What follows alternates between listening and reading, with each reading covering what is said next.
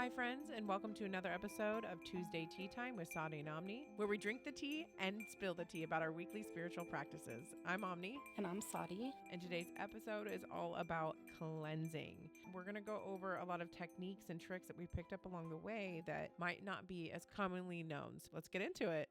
So I'm pretty sure that most of the people that are listening to this podcast right now already know about spiritual cleansing, or at least have a basic idea of what it is, using sage and incense and things like that to cleanse your home and your tarot cards and your personal spiritual spaces. But today I'm excited to share some of my personal, not really secrets, but things that I picked up along the way that really work for me. When I first started on my journey, I knew about sage and myrrh and the basics. They're great for upkeep. Yeah. And I can imagine it like if you're dusting your house, because that's exactly what energy is. It creates a dusty film on your body, places in your home, Your tools. So every once in a while, you really need to do a big, deep cleaning. And that's where some of the things that I'm going to talk about come in handy. Sahdi mentioned sage, and sage is, I feel like, a pretty well-known tool using in smoke rituals to ward off any negative energy, to clear out any lingering stagnant energy that's been in the house. But rosemary is another one that you can use. Yes. Do it in a burning bowl, drink it in a tea for your energetic field. I have rosemary hung above my front and back door. Mugwort is another one. Yeah, and you can use mugwort. You could even make your own concoction, like listen to your intuition and your instincts. I usually just have a variety of different things around my house, and I'll just listen to my intuition. I'll grab my mop bucket and I'll grab some herbs, sometimes some lemon, salt, some Florida water, depending on what energy I'm trying to get out of my house or bring into my home. So mugwort is a big one for me in my house. So I have the actual plant. And so keeping the plants as well at your front, back door, or in whatever space that you want to keep purified is a great way. Snake plants, not only do they help keep energy cleared, they also purify your oxygen in your room. Any kind of toxins or whatever in a 20-foot space, snake plants are perfect for that. So not only just energetically, but in the physical realm. When you're cleansing your house and you're doing a deep cleaning, like I was saying, you could add a little bit of vinegar, some rosemary, hyssop, rue, lemon peel, Florida water. You could even add a little bit of brick dust. Brick dust is for blocking negative energy at your exits and entrances around your house. So you can put it in your windowsills, you can put it around your front door, back door, and it protects from negative energy coming in. So what if you have a brick house? Oh, that's extra. That's extra. That's my middle name. So you can sprinkle it across the lines of your front entrance or any kind of thresholds, because nothing low vibrational can cross through that, especially when you put it with intention. And then you can also mix that with some salt, and that'll give you double potency. I've never heard of that. Yeah, You yeah. hear that, big bad wolf? And then you can give a prayer or blessing or something like that with it. Yeah. I mix it with my floor cleaner, really hot boiling water too. And I always start from the back, and then I work my way towards the front door. Oh, okay, yeah. Never start from my front door and go towards the back. Yeah. I don't know why. It's just something instinctively that I do. Your intuition. Right. Same And then thing with pine sol. I love pine sol. Yep. Or you can use pine oil. That's the power of pine sol, baby. Or you can just boil your herbs. If you have a pine tree in your backyard, just go out and grab a bunch of pine needles. Yeah. And throw that in with some rue, some hyssop, or whatever you have around the house. I use pine essential oil, and then I wash my door frames with them because it helps clear the energy from one room to the next. And sweeping too. When you sweep from the front of the house to the back, or vice versa, however you feel. Sweeping with your broom, it's supposed to be symbolic as well. Exactly. Like, yeah. That's a witch trick. Yep. And then the same thing that you wash your floors with, you can wash your walls with too. Because sometimes you can go around your house and you can smoke your house, you can sage it and do all that other stuff. And then you'll be walking down your hallway and you still feel this negative energy in like certain rooms or certain places in your house. You can take that same mixture that you wash your floors with and wash your walls with it. Sometimes negative energy can stick to surfaces like your walls, and you wipe it from the top to the bottom. Bay leaves are really good. Use that in a burning ceremony to purify. You can write your intentions on it for petitions, just small little petitions. Oh yeah. Yeah. You And then burn it. Yep. And it's really good for anxiety and clearing negative energy and stuff like that. And I mean, honestly, if you're really trying to deep clean your house, I would just say use all the intention and all the things that you have at your disposal. You don't have to go out and buy a bunch of things. Yeah. You know, you could probably go out in your backyard or take a walk around the neighborhood and pick like dandelion roots or different things that are there. Put a bunch of salt, some vinegar. Just use what you have. And it's mostly about intention. Yeah. Put your hair up in a messy bun, bump music, use whatever you have around the house and just really clean and put your intention into it. And we talked about in our tree episode for Lionsgate about bonding with your trees outside to protect your home. Not only when you're cleaning your house, but you're also cleansing your aura, you're cleansing your energy, you're motivated, you're putting that positive energy.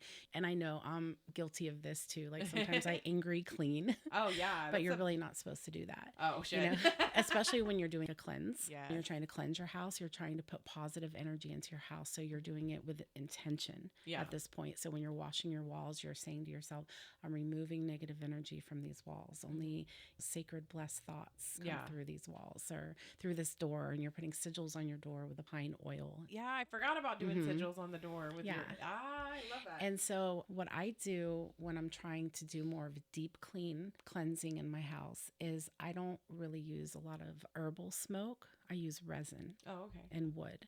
Like I said, because you're not just doing light cleansing. Yeah. So when I use the smoke, it seems to last anywhere between 12 and 24 hours and the house feels really cleansed. And then I can start to feel the energy drift back in after that. But with the resins, it usually keeps the energy clear for days and sometimes weeks. It's going to let a spiritual bomb off in the house. I love that. Yeah. All you're going to need is charcoal and some of these resins. One of my favorites for negative energy clearing is black copal. There's a white copal as well. That's to bring in positive energy. And that one's also really good. But to clear and cleanse, it's the black copal that does it. It can even cleanse out entities. Oh, okay. Yeah. So it's that powerful. It clears out ancestral grief, shadow entities, stuck trauma. Not to say if you have a heavy infestation of shadow beings, it might not be the cure for that. Yeah. But it might be. It might help if you have a very light infestation. It's a very good tool to know of. Yes. And it's really good for deep clearings, especially after you've had a huge fight or a big conflict in your life or a loss, or you've been under some kind of spiritual attack. Yeah. And the white copal, it's really good to call in divine peace and clarity after the purge. A lot of you probably already know about dragon's blood, and it can help break hexes and it can seal energy fields. And you can add it to other things, like you could add it to the black copal and it amplifies the energy. So it's good on its own, and it's also good adding to other. Yeah, because I usually use dragon's blood to enhance any kind of ritual that I want to be very powerful. Yeah, it can supercharge its power, but it's good on its own as well. Frankincense, that's another good one.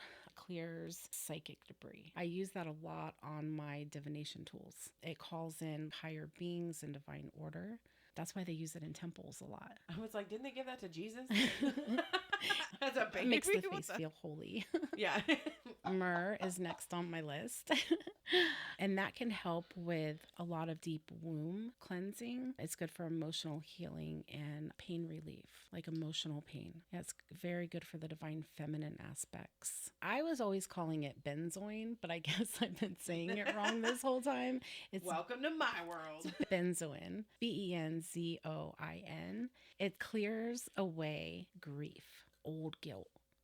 So if you've been carrying around a lot of old emotional guilt and suppressed energy and like spiritual fatigue, it takes that from you. It clears it. Yeah, and it's really good for mixing it with other resins to harmonize the field.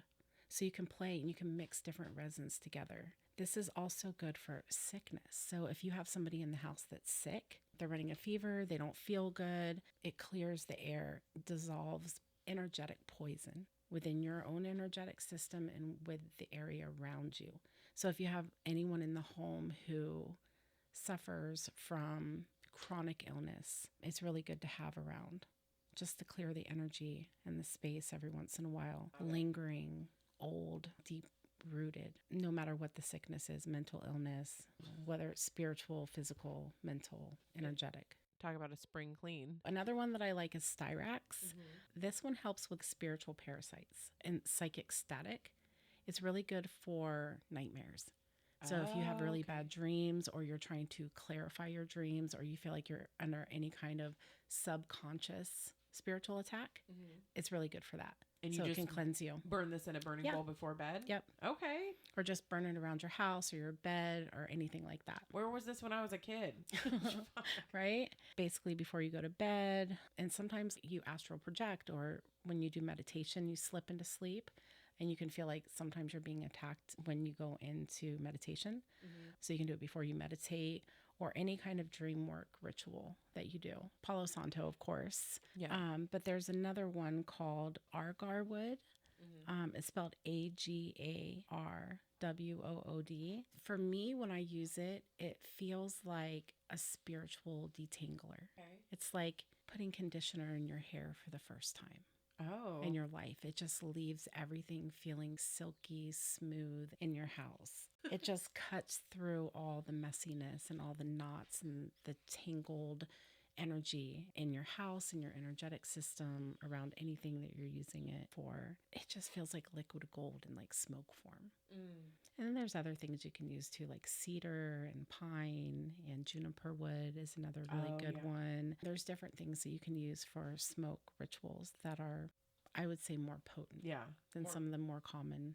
As important as your environment is to cleanse, I think it's just as important to cleanse your aura and you and yourself from the inside out. There's a lot of teas you can drink for that purpose. And we mentioned a lot of herbs earlier that you can burn. Always double check. Always do your own research. Yeah. But you can drink sage tea, rosemary, mugwort, bay leaf, lavender, hyssop. Lemongrass is a really good one that'll brighten energy, and it cuts through stagnation. And there's so much more. Eucalyptus. I like to do simmer pots. Me too. I just had one of those today. Yeah. I had one of those going. Because it makes everything smell good too on top of it. And I always like to use it because I always keep a lot of fruit in the house. And if a fruit is starting to go bad, I'll cut off the bad parts and then put that in a simmer pot to utilize the energy of the fruit. Or if your fruit goes bad, just throw it in there. You know, you don't want to just waste it. Yeah. Throw a cinnamon stick in there. Yep. Brings in abundance. Yep. And then it smells super good. Yeah, eucalyptus is a big one. It helps clear out your energy field, but it's also medicinally really good for your sinuses. And your lungs. Yes. Yeah. And then having plants as well, like we talked about. And it filters your air naturally. Yeah. And, you know, we all have our times where we forget to cleanse, because I do it too. And I know the importance of cleansing. Yeah. I do tarot readings for a living. And there are some times where we do Witchy Wednesday, the first Wednesday of every month. And before I get here, I take a shower, I brush my teeth, I wash my hair, I cleanse myself very well, and I protect myself before we do it.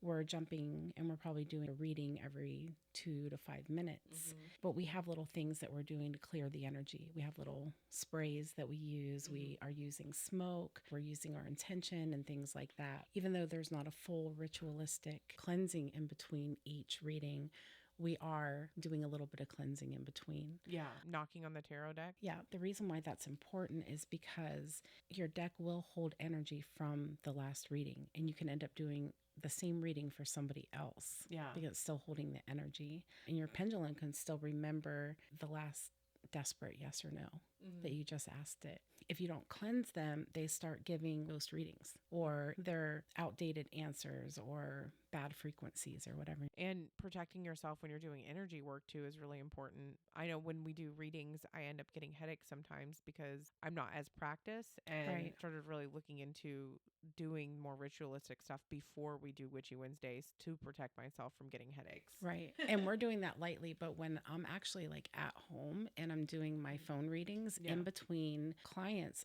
I will actually maybe take 2 or 3 showers a day because I need to fully cleanse myself. Yeah.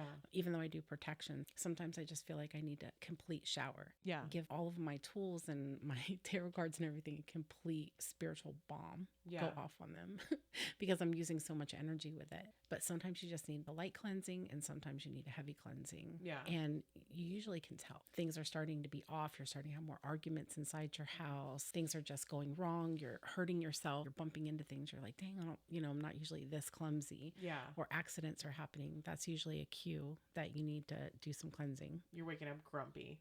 Yeah. And then there's your crystals too. Most people that have crystals know how to take care of them. You have to cleanse your crystals, because if you don't, they could break. Yep. They could stop working for you. Or they could start reversing on you and start holding so much energy that they're backfiring on you. Yeah. One of my favorite things is to use selenite Yeah. because it's so easy. Selenite never has to be cleansed, and it cleanses every other crystal. Yeah. And so I have bowls of them, and they're cheap too. They're not that expensive at all. If I'm using jewelry, rings, necklaces, anything, at the end of the day, I take them off and throw them in the bowl. Yeah. And then when I wake up in the morning, they're just cleansed. Easy peasy. Easy. Yeah.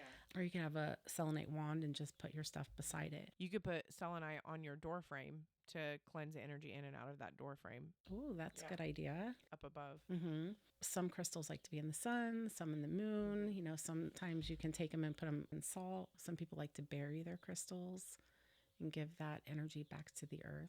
But you guys know your crystals. Yeah. But one of the things that I like to do is, especially with like quartz crystals and the clear ones, is you can use a laser. Yeah, I've never heard of this. It gets in the cracks and the details, and it shines the light deep into them. So you can even use like a kitty laser. That's so cool. I have a big obsidian rock in the front of my house by my door and one in the back. Me too. You guys, I know that I've talked about this before, but don't sleep on shungite. Oh, yeah, I forgot about shungite. When it comes to cleansing, this is the god crystal of cleansing. And it's really cool too because it's only available in Russia. Scientists know that it's over 2 billion years old, number one. Number two, they theorize that it might have come from a meteor, but they're not 100% sure. Yeah, but in Russia, don't they use it to purify water? Yes, they purify water there, but they're also using it in cancer research. They're using it because it bonds with the cancer cells. So they're using it to research and help cure cancer. They don't know exactly how it was formed, but the only place on Earth that they have it is in Russia. The cool thing about it is that they have these, they're called C60 carbon. So shungite is the only place where this is found naturally, anywhere. So anywhere on the earth, it's not found. Yeah. When you look under a microscope at it, it kind of looks like a soccer ball. It's like a molecule made up of carbon atoms. So it's called C60. And they're called fullerenes, and they're rare in nature. They just don't appear anywhere else. And researchers have studied them from everything from water purification, cancer, space tech, because of how they interact with energy and toxins. Oh, wow. Right. And then if you take that spiritually, that carbon density makes shungite a natural transmuter, like to clear energy. Yeah. Toxic energy. Throw it at your ex. Yeah. It absorbs and filters and neutralizes energy that's not aligned with your field. And I have some on the back of my phone. It's like a little magnet that goes on the back of your phone that's made out of it, and it's for EMFs for your phone. Oh, and I know you can check to see if it's real shungite. We did this for one of our TikTok videos where you can use it as a pointer on your phone. If you hold the shungite to your phone screen and it moves it, then it's real. Oh, that's cool. Yeah. And then you can use it for all different kinds of stuff like root chakra work, and the possibilities are endless, but it's good to clear energy. So even if you're feeling stressed out and you take a piece of it and you just hold it, or you put it where you're feeling that energy blockage, or where you're feeling sad, or you're not able to speak your truth, you just put it there and it helps. It makes you feel better. Or it could be extraterrestrial. That's what it sounds Could like not to be me. from this earth. Scientists can make it in labs. Oh, can they? They can't make the shungite. They can make that molecule, Okay. but it's synthetic. So it's not coming straight from the source, the natural shungite. So we talked about different herbs, different plants, different crystals and tools you can use outside and inside of your house that you can use for your outside of your body and the inside of your body. But there's also ceremonial medicines that you can use. I'm only going to talk about one today because it's one I'm learning about, and I recently tried it and it helped me clear my energy. It's called Hepe, which is a sacred Amazonian snuff, and it's made from a blend of powdered medicinal plants. It's used by many indigenous tribes in South Africa, especially in Brazil and Peru, for cleansing, grounding, and energetic realignment. When I tried it, I was divinely guided to it. I was guided to do a spiritual bath, release of a cord cutting of sorts. I tried it in the bath, and man, it feels like lightning struck the back of my head. Not in a crazy intense. Not a painful way. Yeah, not in a painful way. It woke up every nerve ending in the back of my head, and I had visions with it. earlier that day, I had done a somatic breath work and I had some visions with that, which I had never had. I was led to a grouping of pine trees on an ocean shore. It looked like the tree line was about 30 feet back. And then there was the shoreline, and somebody had like replanted 10 pine trees on the shoreline where the waves were crashing into them. Salt water and pine. Yeah, exactly. Cleansing, right? Right. I didn't understand the symbolic meaning behind it at the time. I did recognize salt water and pine, which is huge in cleansing. And so I was led to take a spiritual bath that night, and I had purchased some hepe at a metaphysical shop down the street. And I was like, I'm going to do this during my bath. And I did. And I got brought back within that vision to that place. And my spirit animal was there, my wolf. But I was told that was my safe place. That was my energetic place. So when I need peace, when I need cleansing, I can meditate and go to that place. So it was a very powerful tool. And now I know when I need peace inside and I need to cleanse my soul, that I can go into a meditation and visit that place for my cleansing. So my spirit body can go be cleansed on an astral level. And that's really cool. Yeah, that was yeah, awesome. And we can all have that. Yeah. I have a place that I've been designing in the astral realm for about 9 years now. Oh, nice. And I build upon it every time I go there. And I've had people accidentally show up there. Oh, how do you cleanse your astral home? I don't know about cleansing it. I just feel like it's in the astral and it's created by me. So it's like soap. Yeah. It's like self-cleansing. Okay. I've had people wash up on my shore. And I feel like it's when they're dreaming. And they've been like, this place is so cool. And we can fly there. And I welcome them in usually. Then I also see them out. Oh, okay. Okay. So it's only happened maybe 5 times since I've started developing it. But it's exactly like what you're talking about.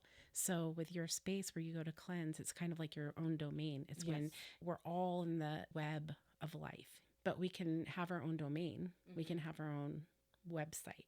Yeah. I've been brought to a flower field before by my primary spirit guide. And I said, well, what about the flower field? And they're like, that's your spirit guide's place. That's Yeah, her you safe have to build place. your own. She brought me to her safe place. Yeah. I was Guys, like, oh, okay. Next level. So some of you might know what we're talking about. And if you don't know what we're talking about, research it, tap into yourself. You can start building this place through astral projection, dream space, meditation. But it all starts at cleansing yourself. Yeah, it's always a really good idea to cleanse yourself first. All right. I believe that's all the tea we have to spill today. And as always, remember to keep your minds open. Namaste, bitches.